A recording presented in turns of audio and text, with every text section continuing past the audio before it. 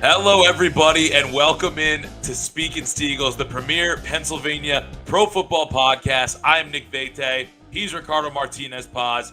We are not even a week quite yet, less than a week removed from the NFL draft. Ricardo and I, we've been doing these episodes every other week. Literally, I think by the end of day 2, we were like, there's too much happening. We're doing an episode this week. We got to stay away from the every other week schedule for now. There's just too much to talk about. So in case you couldn't tell, we're both really excited.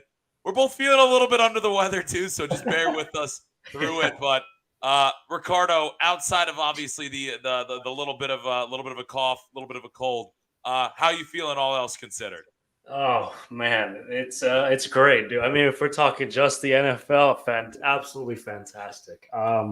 We're gonna get into it a bit more, but man, I feel like both of our teams did really well in this draft.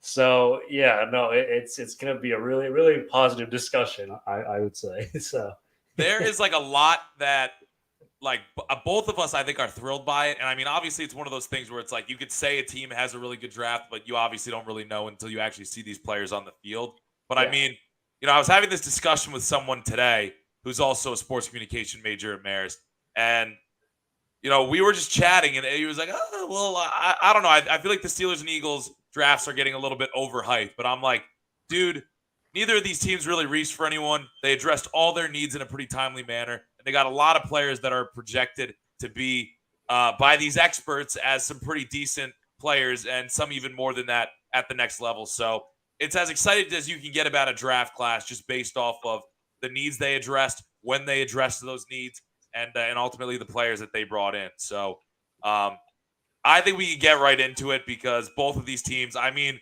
it's just some exciting picks, and it really, the day kind of started with the Eagles. The whole thing with Jonathan Gannon kind of transpired. That was kind of right before the draft. I don't know if you want to touch on that at all, but then after that, we can kind of get into the trade that the Eagles commenced after, and everything that kind of allowed them to do that.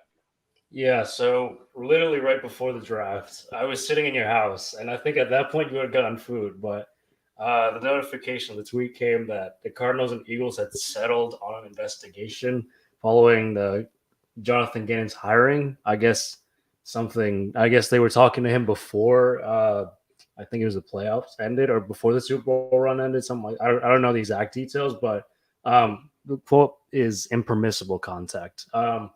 So the Eagles swapped third-round picks with the Cardinals. The Eagles got picked 66. Cardinals got picked 94, and the 2024 fifth-round pick. So that already was a sign of things. It really just benefited the Eagles before the thing even started. It was a huge benefit, which, yeah, we're going to touch on later on. But do you want me to just dive into the first pick the Eagles had? I think let's kind of talk about the way that this draft board kind of unfolded. Okay. From really picks, I mean, picks 1 through 3, I don't think there was any major surprises. It was people were maybe a little bit out on CJ Stroud, but ultimately he went 2 overall. Will Anderson was that number 3 overall. And then, everybody had a feeling the Colts were going to go quarterback one way or another. I feel like 5 was where I definitely felt that Jalen Carter was going 5 to the Seahawks. And ultimately they decided to go to Devin Witherspoon. I love the fit, if I'm being honest, Devin Witherspoon in Seattle, but that was kind of the first domino to fall of a team that I fully expected to draft Jalen Carter when he was still there at 5. Yeah, and I think I said this right after. I was like, hey, maybe the Eagles trade up. Who knows? I was like, maybe. I mean, we were talking about this last week too. It was like, if Howie Roseman likes a guy, if he falls enough, he's gonna pull the trigger. And then, I mean, the next pick, the Cardinals traded up for an offensive tackle. Paris Johnson Jr., which was, I mean, he probably wasn't going to fall to the Steelers, but still. No. And I genuinely don't think he was the main tackle they had on their radar. But Ricardo, I got to give you more than just your credit. Like you're not giving yourself enough credit for this. You literally said on the last podcast episode, you had a lot of predictions right that we're going to go through here. But you literally said, if Jalen Carter gets past 6 to the Lions, there's a chance that Howie Roseman trades up and gets him. And when the Lions traded back, there was maybe a thought for a split second that it was going to be Cardinals, but ultimately they decided to go with the offensive tackle. And then that's where with the Raiders at 7, the Falcons at 8, the Bears at 9, that's where it was like, all right, like, could Howie Roseman be the guy that makes the move to go up and get him? Yeah, exactly. And then we see the next dominoes that fall. The Raiders draft Tyree Wilson, who fell all the way to 7. And then the Falcons took Bijan Robinson. So that was one player I was like, all right, good. He's not on our radar. He's gone. And then I was like, okay, well, listen, Jalen Carter's still on the board. He might fall to us at the 10. I don't think the Bears would go for him. If anything, they'd probably go for an offensive tackle. And then, lo and behold, Howie Roseman pulls the trigger, trades up one spot with the Bears, fourth round, 2024 fourth rounder, and the 10th overall pick to the Bears, to Chicago. And just, oh man. And then once that happened, I was like, it's gotta be. We all knew it was Jalen Carter, right? Well, like before you tell us what you think of the pick and all, I also want to point out, like, it's the fact that I love the fact that Howie Roseman was like, I'm not risking it. This is the guy we want. We're gonna move up one spot just so that no other team jumps in front of us and trades with the Bears to go get him.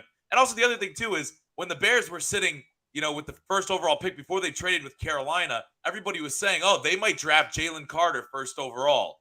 So the fact that they ultimately decided not to do that and trade back, I mean, it's also something where, like, hey, the Eagles maybe sweetened it a little bit and they were like, all right, we'll take the offensive tackle. But just another thing to consider here. And then ultimately Howie Roseman makes the decision. Your take on the pick? I mean, I'm thrilled about it in the sense that on the field, he's excuse me, he's a game wrecker, as I said last week. Just a really, really good player. If we're talking just on the field, we're talking, I mean, his versatility. He can line up anywhere across the formation. He's very explosive off his first step. And he's really strong as well. Like, he's just, some scouts even put him as the top defender in this draft. Obviously, the character issues, the off the field stuff, was a major red flag for a lot of teams, which is probably why he fell to 9 and why the Eagles traded up. But clearly, they did enough research, enough background check on Jalen Carter to say, hey, you know what? This guy, I mean, he could be a game wrecker. He's going to be an immediate starter coming into the league, and he can learn from the likes of Fletcher Cox. Some other defenders there. I mean, Milton Williams, some veterans, Brandon Graham, defensive line. So I think it's a really, really good pick. And I mean, it's just, I'm like, all right, reuniting. It's also the fact that reuniting him with his former Georgia Bulldog teammate. Now it's Jordan Davis there lined up next to him. I mean, good luck running against them. Seriously, like, you're just not going to, at least up the middle. But and I think part of it too is it's like you talked about this, like, even though they did draft Jordan Davis last year, traded up to get him, you bring back Fletcher Cox, like, you still lost Javon Hargrave in free agency, who was really, you could say, the most reliable player, maybe even the best player on their defensive line last year, definitely on the interior. So it's like you said, this was a position on the interior defensive line that was 100% still a need at some point in the draft. I wasn't maybe as high that it had to be addressed at 10, but or I guess 9 in this case. But when a player like that's still available, like, you got to pull the trigger on it. And more so than even just the best defensive player in this draft, people have him as maybe the best interior defensive lineman since Quinnen Williams coming out of college. Have him as maybe the best player in this draft, period. Just when it comes to scouting and what was on tape. Yeah, and I mean, I touched on this last week too. Howie Roseman loves to build from the trenches. It's offensive lines, defensive line. That's just how he rolls. That's just how he's always built teams. And I mean, you saw how deep the rotation was last year, even with veterans like Linval Joseph, Ndamukong Suh. I mean, they just had so many bodies up front, and this is a player who could potentially be, a top 5 defensive tackle, and not necessarily immediately, but in the future. It's just, he has that much talent, that much skill, but the off the field issues. Those veterans in the locker room are going to have to, at least try and keep him in check a little bit, at least give him some guidance in that regard. Yeah, and I'm actually just going through the notes now, and I thought I had read that Quinnen Williams thing. So when I saw you kind of put it in our rundown here, but PFF Yeah, said yeah. second highest graded defensive tackle out of college. Only Quentin Williams was graded higher. But, it's just like, it's just the fact that the other thing with him, too, is it's like last year when they drafted Jordan Davis, it's like, all right, like it's a really good pick. Like there's a ton of upside here, but it's going to take some time for him to develop. And he was just this huge, big body that you were like, if you can put it all together, he's going to be a monster. With Jordan Davis, I feel like there is kind of that little bit more of an edge where it's like there's a little bit more NFL readiness to him. Like as long as the off the field stuff is fine, I don't really, people were worried about his workout, that he looked slow and everything. I mean, the guy's got a lot going on right now. Off the field, I mean, for as much as he may or may not be involved in it, it's constantly got to be on his mind, all the talk about how it's affecting his draft stock. Like that's got to take a toll on a kid that's still only in his early 20s. So I think as long as the off the field stuff kind of gets resolved or goes away, the Eagles definitely kind of got a steal here and definitely just completely reloaded that defensive tackle position. Yeah, for sure. It was great value for where he was picked at. I mean, like we said, he was probably going to go top 5 if this. I mean, he probably would have gone to Seahawks if they hadn't drafted Witherspoon. But it's just such a great talent that the Eagles have added, and I mean that's set the tone early for the Eagles, really. Yeah, absolutely. So I don't have much to add on him. I don't know if there's anything you want to put on before we go to the next pick. Anything else you want to touch on? That's all I've got. So I mean, now we'll go to the Steelers, who also traded up. And I mean, I was sitting there. We could talk a little bit about how this unfolded, but we mentioned the Cardinals drafting Paris Johnson, maybe a little bit earlier than people expected, but the next one wasn't drafted until 10, and it was Darnell Wright, a guy that I really liked a lot. He was one of the 2 tackles I really liked. That's when I started to get a little concerned. I got even more concerned when Peter Skoronski went off the board at 11 right after him to the Titans, and the Steelers were sitting there at 17, and there was a couple teams I was like, maybe there's a few teams that could take him. I mean, you could talk about maybe the Lions having interest. Obviously, the Jets at 15 may be of interest. You never know. David Bakhtiari's been banged up the last couple of years. Maybe the Packers would have interest. Even the Patriots themselves maybe look to add a tackle. But ultimately, I said this on the last episode, the Steelers are getting a tackle in this first round. Whether he falls to him at 17 or Omar Khan has to move up and get a tackle, he's going to get it done, and they got it done here. They moved up with the Patriots. I mean, I was elated when it happened, and I think Broderick Jones, I honestly think Broderick Jones was the guy all along that they wanted. He's got the most upside to me of any tackle in this class. So, hey, is he going to have his potential growing pains early on? Yeah, but I think this guy is going to be a great fit and hopefully protecting Kenny Pickett for a long time.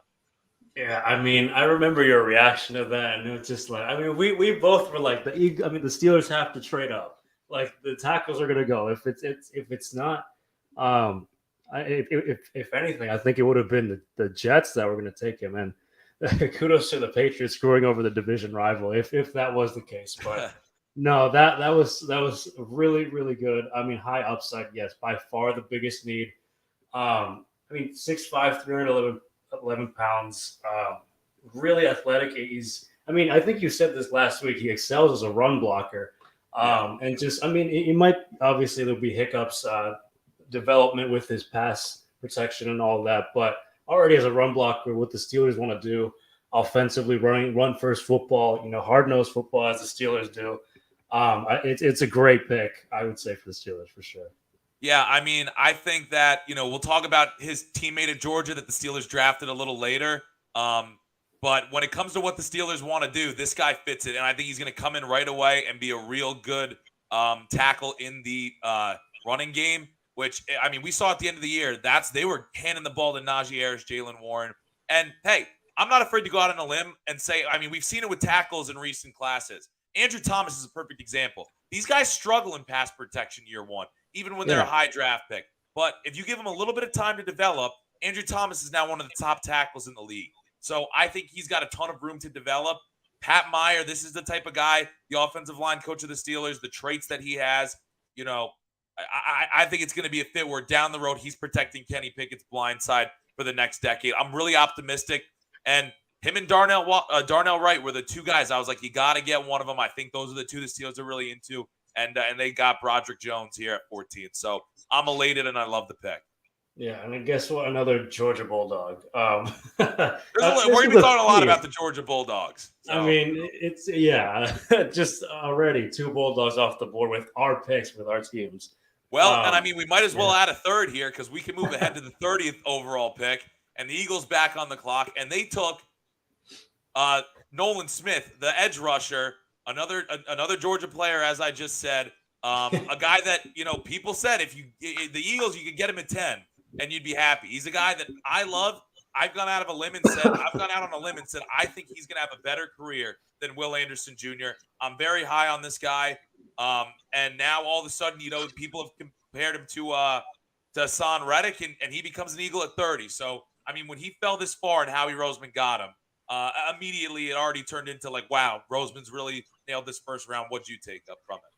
I was just like, how did this dude fall all the way to 30? I mean, yeah, he was injured last year. I believe it was in October, torn pectoral muscle, or I believe was the injury. But man, he's just freaky athletic, really, really athletic. His fluidity, his hip movement is just so good. Yeah, like he might be undersized, he might be a little underweight. So be it. He still has so much upside. And it's again another defensive lineman. He's going to be an edge rusher, and it'll be interesting to see how Howie Roseman, or sorry, how Sean Desai uses him, the defensive coordinator.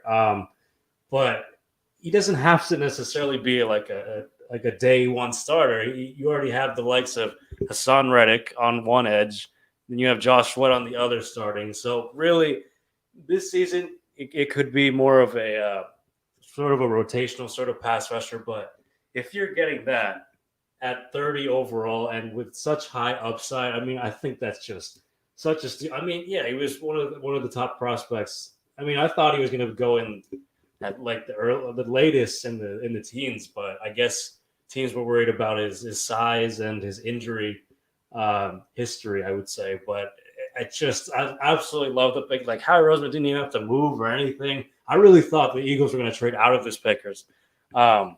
It's just something that Howie Roseman does, but he instead traded the 10th pick to 10 to 9. So I mean, I just love the pick overall. Again, reuniting the four teammates now together in Philadelphia. So it's just, yeah.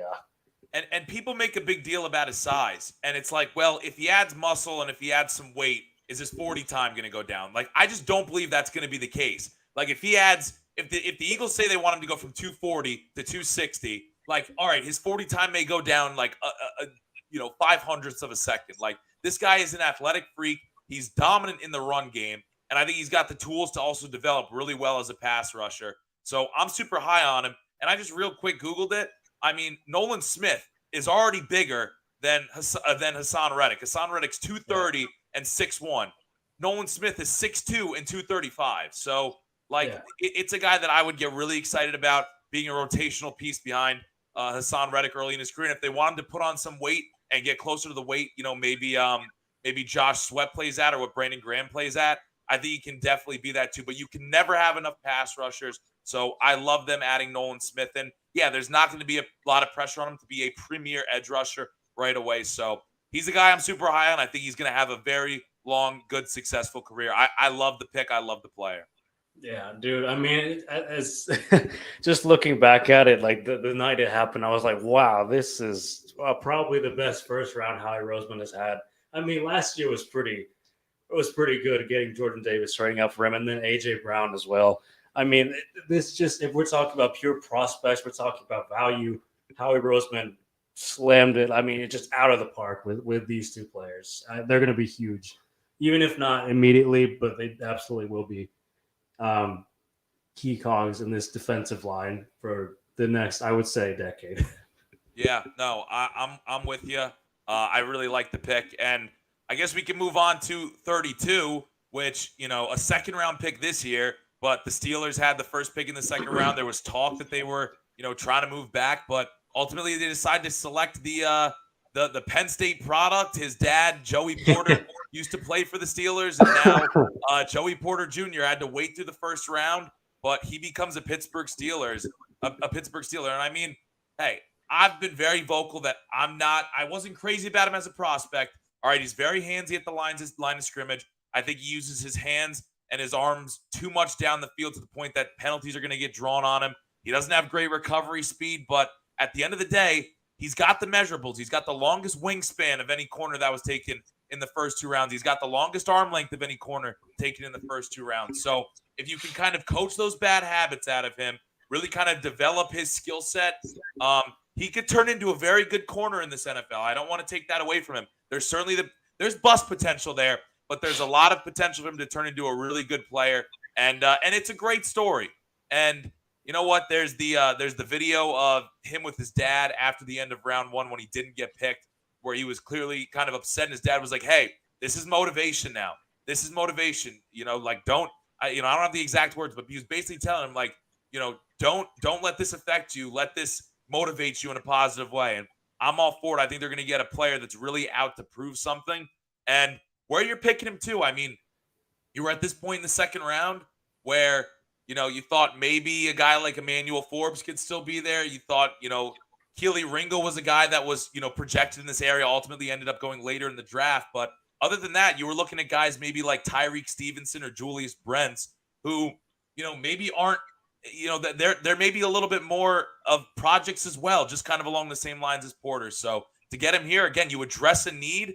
And for a guy that was projected to go in the first round, you get him here early in the second round. So I think it's a value pick for the Steelers at a position that they needed some reinforcements.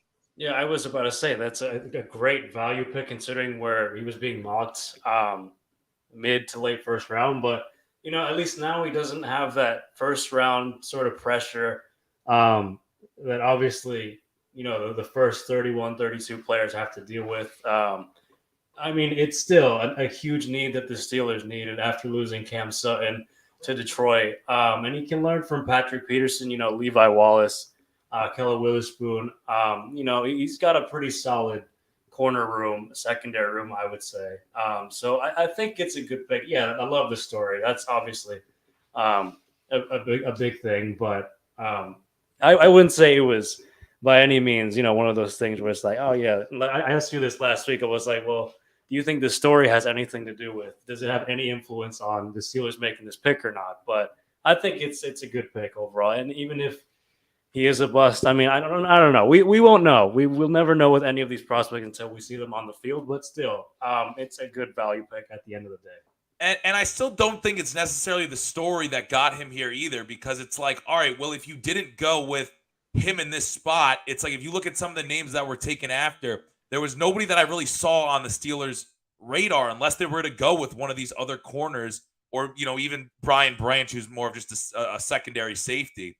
Like, there's nobody else that I was really like, oh, that's somebody I really have on my eye at the beginning of this second round. So I think it's kind of like maybe they didn't get the value they thought they you know, deserved for this pick. You know, we talked in the last episode, maybe this is a little bit of a no man's land in the draft, but to have him, a guy who was projected in the first round, fall to him there with a good story, I'm rooting for him, and I hope he can turn into a good player. And I think it's huge that Patrick Peterson is there to kind of be a mentor on the field as well as obviously the coaching staff. Yeah, last thing I'll say is that the Steelers were getting, I believe, a lot of trade calls for this pick. It just didn't end up happening, and they took Joey Porter Jr. anyway. So they were getting a lot of calls. I'm just saying, like, I don't know if they felt they were getting fair compensation for what they were getting. Right. Yeah. I'm just adding that onto it. Exactly. But, excuse me as I take a quick swig of water here. But no, we'll go on to the next pick. And again, it's another Steelers pick. And when we talk about, like, where you're getting guys, you know, what the value is of it, I mean, here's a guy. I just went through every pick in the second round on my screen here, and I said there was nobody I would have rather had at 32 that was on my radar. And lo and behold, I get all the way down to Keanu Benton, who the Steelers picked at 49th. And I'm like, exactly. Like, this lined up perfectly for the Steelers, that then they say here, 49th in the second round, and a position that's a major need for them that needed some youth. They get Keanu Benton, who can line up right from anywhere from the 0 to the 2 tech and really be a run-stuffing force as a nose tackle. And he's got an athletic build. There's potential that, you know, potentially he could kind of mold into a little bit of a pass rusher, but the main thing you're bringing him in for is to stuff the run. The Steelers really needed a youth infusion after Tyson Alualu, obviously. He's on the back end of his career, didn't come back with the Steelers this season, and you know, it's potentially an upgrade over Montravius Adams, although I think both of them are going to kind of compete for starting reps throughout the season. So I also love this pick in a nose tackle position that really needed some help. Yeah, I mean, big bodied guy. I mean, just raw, just sheer power. And like you said, it definitely fills a need. Nose tackle youth is a huge part of it. And I mean, yeah, they definitely were lacking it in that on that defensive front and the defensive line, nose tackle, defensive tackle. But yeah, no, I think it's a good pick. That I mean, when you're in a room filled with veterans, again, I feel like we've been saying that quite a bit. I mean, you learn from Cam Hayward, Larry Ogunjobi, who I guess is more of a defensive edge rusher, DeMarvin Leal, Isaiah Loudermilk. You know, you got a lot of guys to work with and learn from as you really familiarize yourself with this organization in the offseason and in the months that follow. Yeah, and I mean, I don't think he was fall. I mean, and again, this is another thing where it's like I feel like they got him at the perfect time.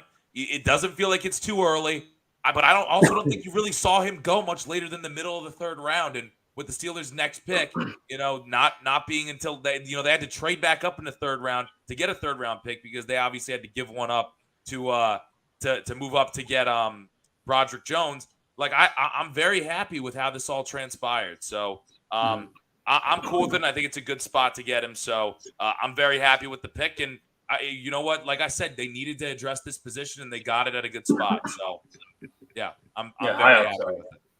Yeah. Should we get into the next pick? Let's go into the next pick, bro. Well, the Eagles were supposed to have the 62nd overall pick, but they traded that with the Texans and got the 65th, 188th, which is a sixth rounder, and then it's 230th overall. And then at 65, they took not a Georgia player, surprisingly, but they took offensive lineman Tyler Steen.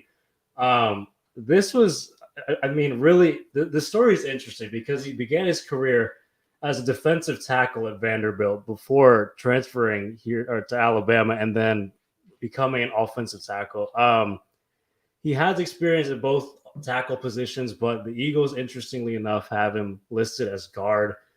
So that could potentially be a competition there at right guard between him and Cam Jurgens. I think it's a really solid pick. Versatility is a big part of it.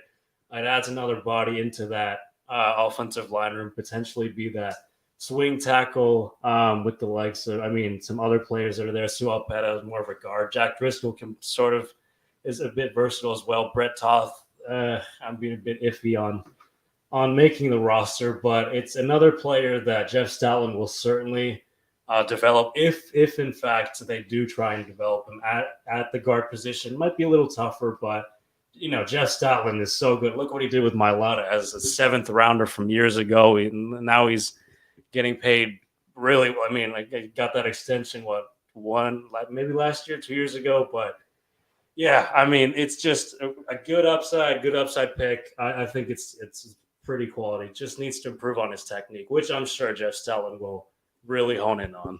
Yeah, I think this is the perfect spot where the Eagles decided to target an offensive lineman. I mean, I think I think we both kind of talked about this. You wanted one more piece in there to kind of add some depth, and this is the perfect guy to do it because they've talked about moving him to guard. He's more of a traditional tackle, but either way, you add some depth to go along with Opeta and Driscoll. And you just say, hey, yeah, we're going to send it out to Jack Driscoll or Cam Jurgens to potentially be the guard next year. And maybe Tyler Steen gives him a little bit of competition. But I think this is the perfect spot to grab an offensive lineman. And now you got to be feeling pretty confident in what that O-line group is returning for next year.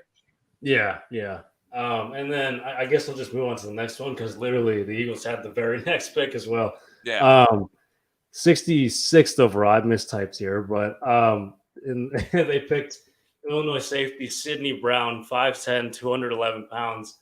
A hard hitter, more of an in the box safety, which is I think sort of taking on the Marcus Epps role. Hopefully he'll be competing for that starting position. But again, another need that the Eagles had with the departure of, as I just said, Marcus Epps to the Raiders and C.J. Gardner-Johnson to the Lions. I mean, that safety room is a bit crowded, not necessarily with talent.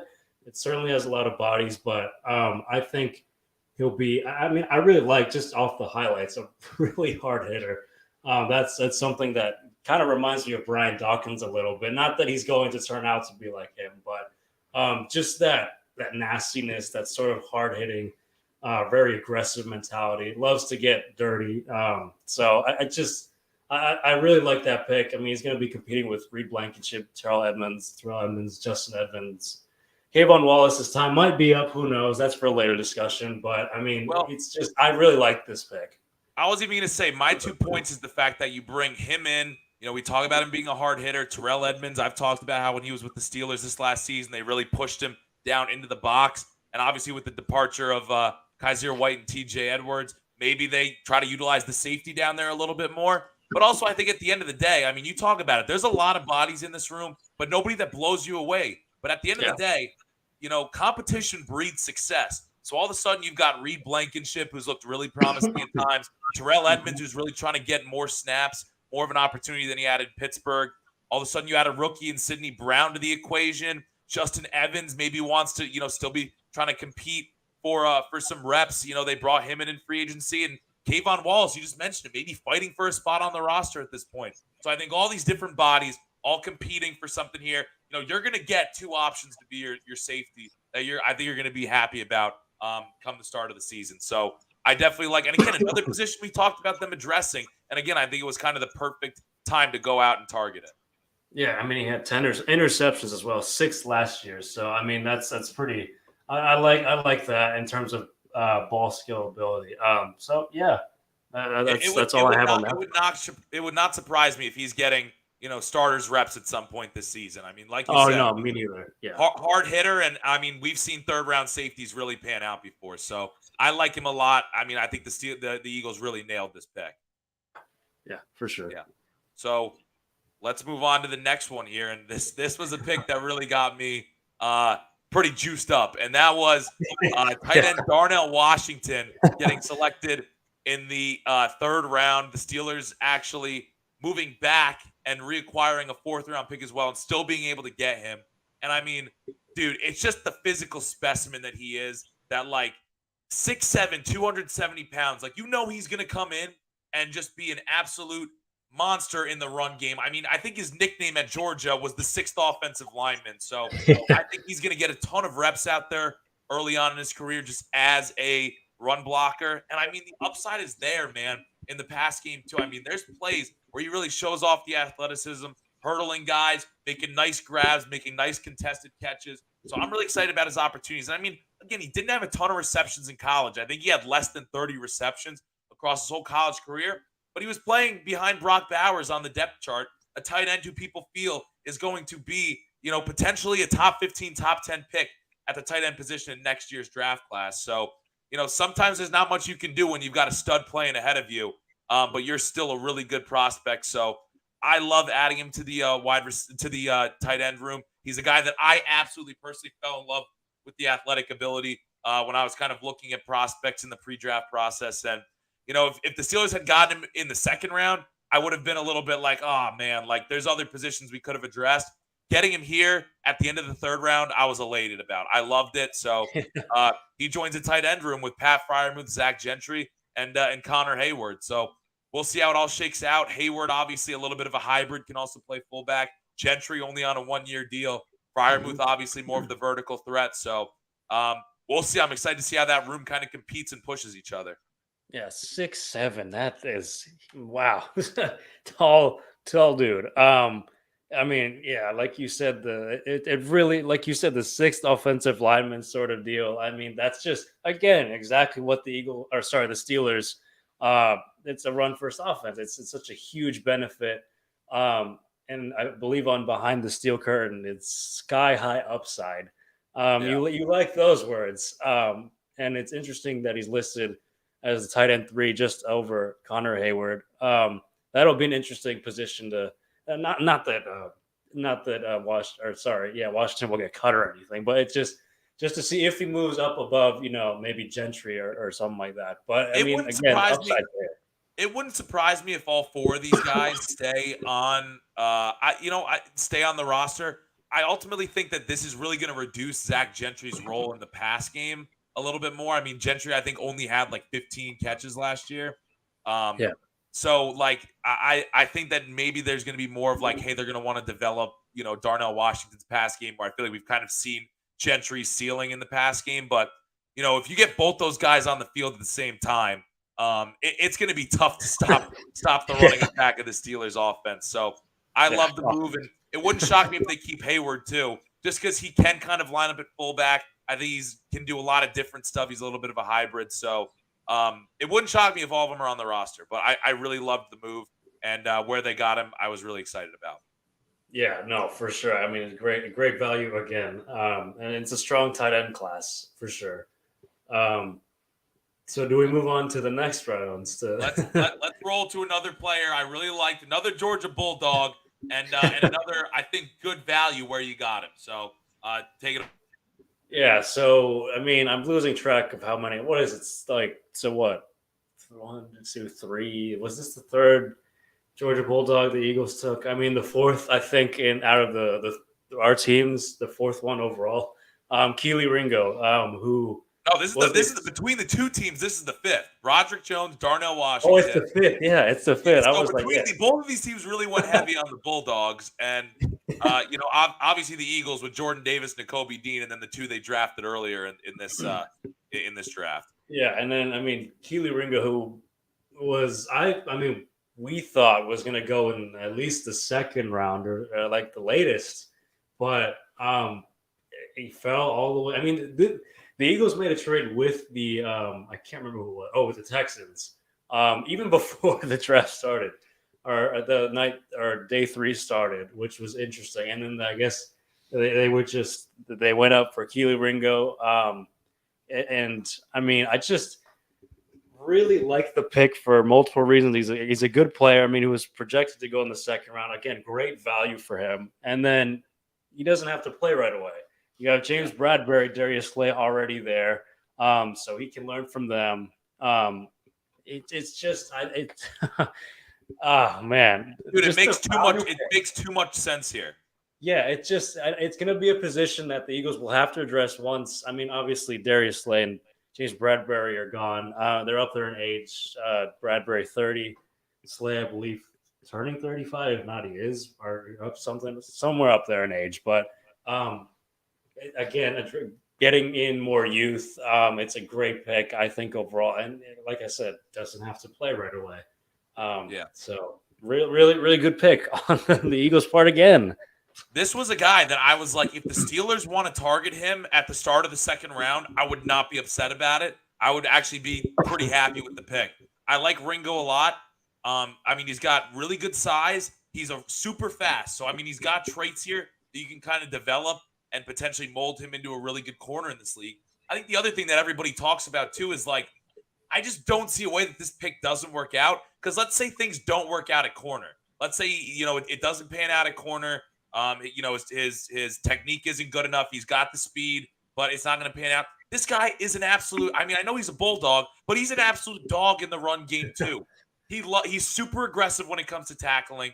He's played a ton of press coverage at Georgia, getting involved in stopping the run. So that was a reason that I thought he was a potential fit because of his physicality with the Steelers. But people are saying if it doesn't work at corner, this guy could potentially very easily transition to safety down the road. So I think it's a great pick for the Eagles, and I don't see it not working out in any sense. It kind of reminds me of Jordan Love a couple years ago when the Giants drafted him as a corner. Ultimately, they had to move him to safety. But I think this guy's even got more upside as a corner because of the speed and size traits.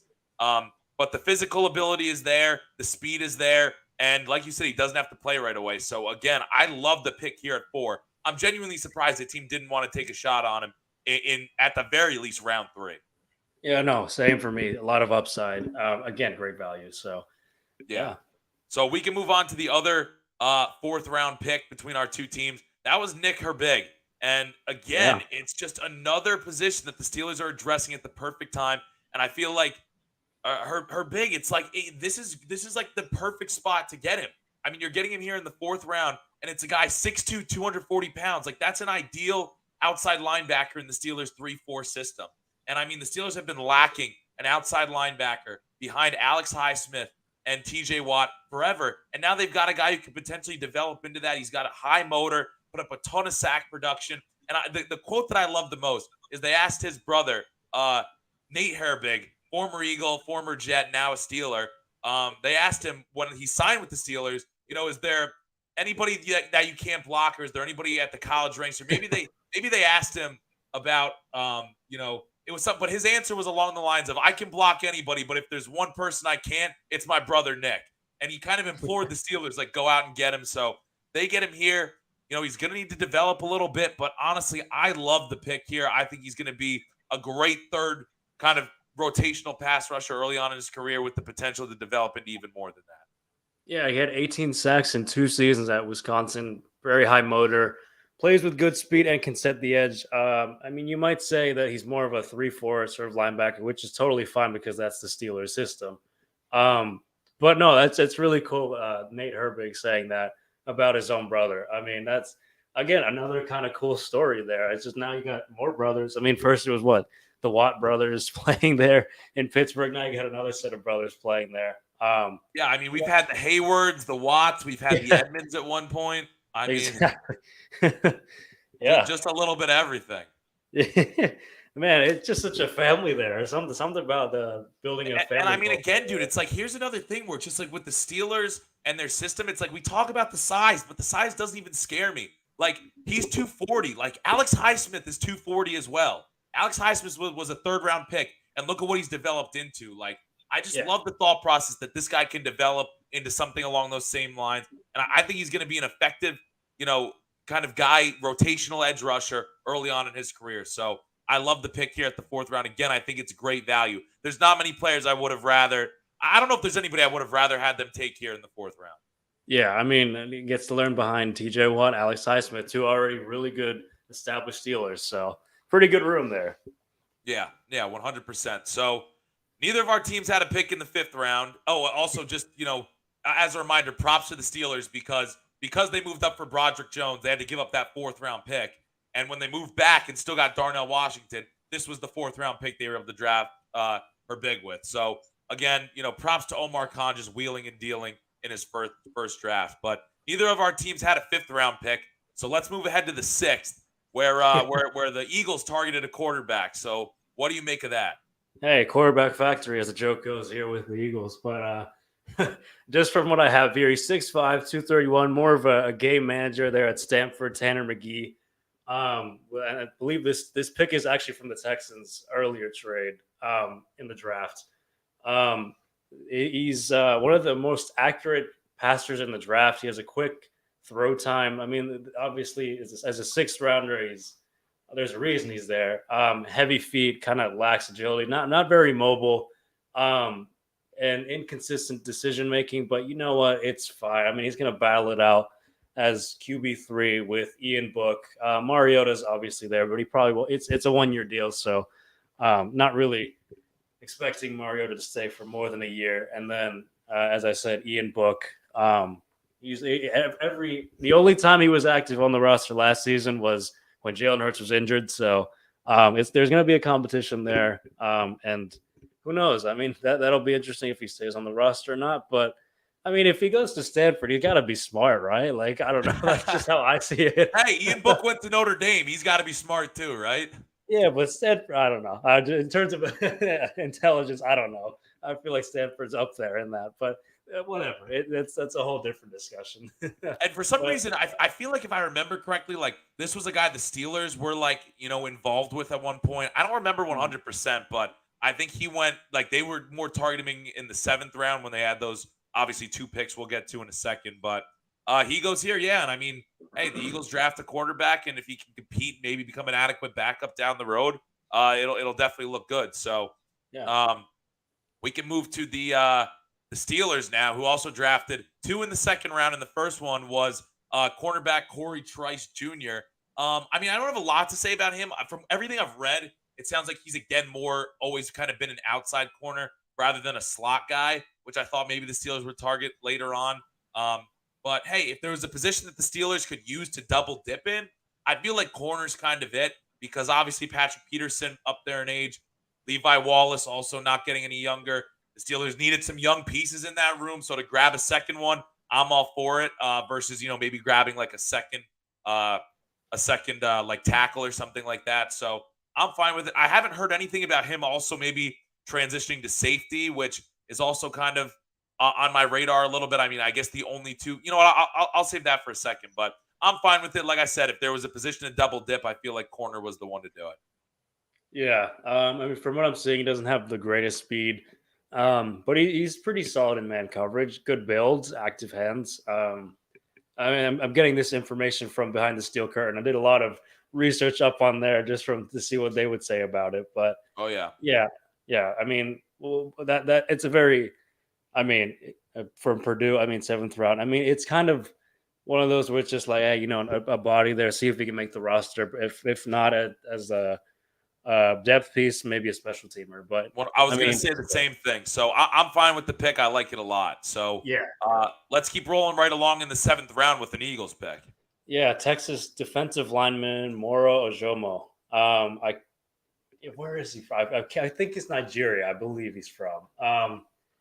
Because I remember the person who announced it is from Ghana, and I think I don't know. Maybe I'm confused. Maybe I'm switching them, something like that. But 6'2", 292 pounds, very strong, stout against the run, more of a 3 technique. So he's kind of limited into like what he can do. But I mean, he's going to be there competing for a roster spot. I mean, it's already a pretty crowded defensive tackle room. If considering you already have the likes of Fletcher Cox, Jalen Carter, Milton Williams. They actually released No, they still have Marlon, as we refer to him as, but they released Marvin Wilson. So who knows, man? I mean, it'll be an interesting. Maybe he It'll finds be his way interesting to onto the see if we roster. can. You know. Yeah, Yeah. yeah. You kind of Another- just try to find some diamonds in these late round picks, and Yeah, exactly. Well, we'll see. Who knows? and the last 7th round pick that we have is Spencer Anderson, who was a guard. Mike Tomlin. I mean, the Steelers love these Maryland players, so they get one in the 7th round in Spencer Anderson. I mean, hey, again, it's another thing. Maybe you find a diamond in the rough with the guy. I mean, Ramon Foster was kind of a pillar for the Steelers for a good chunk of years there. He was an undrafted free agent, and he played guard for a good amount of time in Pittsburgh. So you take a flyer on him, see what happens. I don't know. Maybe he beats out Kendrick Green for a roster spot. Who knows? I mean, Yeah.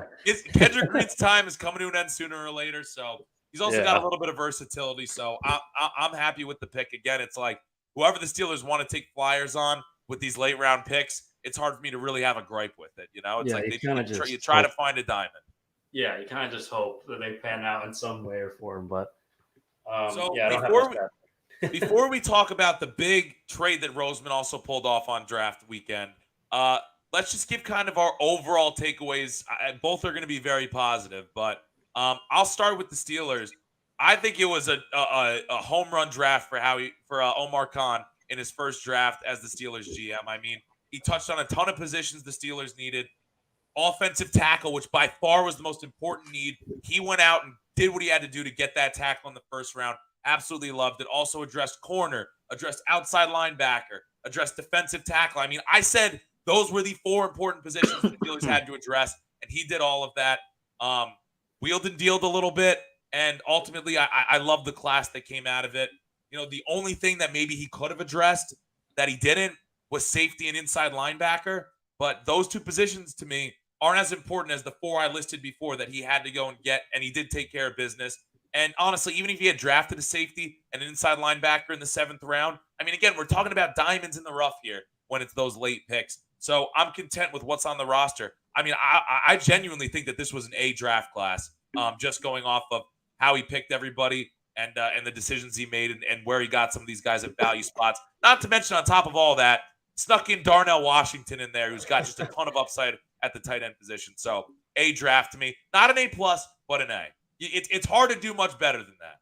Yeah, I mean, Mel Kiper gave him a B+, and I would say an A- at the very least. But I mean, still, it was a very, as you said, filling in needs. Some of these rookies could see quite a few snaps this upcoming season. So I mean, 100%. And I think that was kind of the expectation. If they were going to draft these positions, like their positions of need, you got them at good value. Like they're going to see reps once they get with the Steelers at the NFL level. Yeah, no, I really like the Steelers drafts. I mean, the aggression Omar Khan showed early on by trading up with the Patriots for Broderick Jones. Yeah, I mean, it was great. You knew you needed an offensive tackle. You knew you needed someone to protect Kenny Pickett in the future. At least pair them for the next decade, because I mean, it's such an important position in this league. That's certainly the hope. So what are your takeaways on the Eagles? Oh man, I don't think there's ever been a better draft from Howie Roseman. Like, just I like That statement alone is so wild, considering what he's done in the past. I mean, wow! Like, to say, like, yes, this is his best draft class when he's hit on a lot of great players in the past. That's high praise. If you look at it just on, I mean, on paper, obviously on the field is going to be a totally different thing. But Jalen Carter at 9, who was supposed to go top 5, arguably the best defender. Nolan Smith, who was projected to go really high, in the teens, maybe the 20s, and they got him at 30, really high upside again. Keely Ringo, who was expected to go in the second round, as we were talking about, and getting him in the 4th round, doesn't even have to play right away. Just the value. I mean, he addressed so many needs. Defensive line was definitely a defensive tackle specifically was a big one. An edge rusher, more depth was certainly needed, and they got that and more with Nolan Smith. And of course they had to address the offensive line. They put in another body as well in the safety position. So it's just like, how could I not say this is the best draft when you lost so many players last season, so many key players in key positions? And Howie Roseman comes out and does this, and I mean, I was just blown away just from the first night alone, but overall too. It's just really, really good. It feels like he hit on every position he needed and didn't reach for a single one, which is a really hard combination to pull off. I mean, I think you could kind of say the same about Omar Khan, but and what he did. But honestly, props to both of them. Rounds 1 through 4, which is where they had the majority of their picks. They hit on all the needs, all their primary needs, and didn't reach for it. So, kudos to both of them. Kudos to Howie Roseman for what you're saying is his best draft class. Just purely off of the reaction alone. So, what do you give the grade? I mean, that being said, I imagine it's got to be pretty dang high. I'm going to say an A. I'm not going to say A plus. I mean, I'll never say that because it's just like nothing's ever perfect. But an A for sure. And like, if there was a range of A, it'd be like kind of high A, not A plus, but like right below that, whatever that is. But yeah. So I think the last order of business we have to touch on. I mean, just another draft night call by Ricardo, dude. You literally said this before the draft on our last episode. You said if the Lions go after a running back, watch out for the Eagles to trade. I don't know if you said it on the episode or if you said it after the Lions draft. Literally, at the moment the Lions drafted Jahmyr Gibbs, I said, listen, DeAndre Swift is in the last year of his contract. I wouldn't be shocked if Howie Roseman went out and got him because he just loves his players on the last year's other deal. And what happened the next day? Or no, it was 2 days after the fact. I was just like, well, they did it. I'm not shocked at that. I was like, and then I was like, all right, so what's the return? What are we giving back? And it was a 2025 4th rounder, which the Eagles aren't really losing if you think about it in terms of conditional picks, because if DeAndre Swift leaves this offseason, they're just going to get that conditional pick back. So really, you're not losing anything. And then you trade a 7th rounder this year. Like, that's pennies. That's nothing. You basically give up a 7th deal, man. Like, yes, he's had injury issues, but if he's healthy, along with these other running backs that they have in their backfield, bringing in Rashad Penny, Kenny Gainwell, and Boston Scott both coming back, like the running attack. The more I was thinking about it, like when Jahmyr Gibbs got traded, I was like, man, like this Eagles running attack, it really could, because I was kind of high on Jahmyr Gibbs at 30 to the Eagles. I was like, I did not expect that Jahmyr Gibbs to go that high. I was like, he would have been a nice piece to the Eagles. All right, maybe they'll target one in the mid-round, because I really felt they need to address running back.